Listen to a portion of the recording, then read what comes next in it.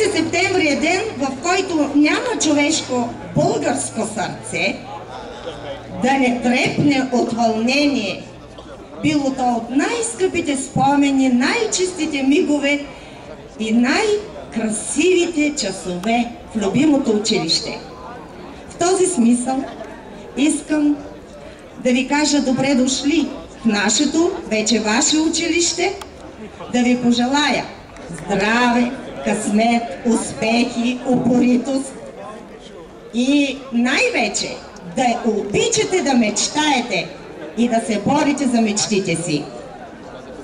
Моля за вашето внимание към флага на Република България, като умолявам всички да пазят необходимата тишина и уважение.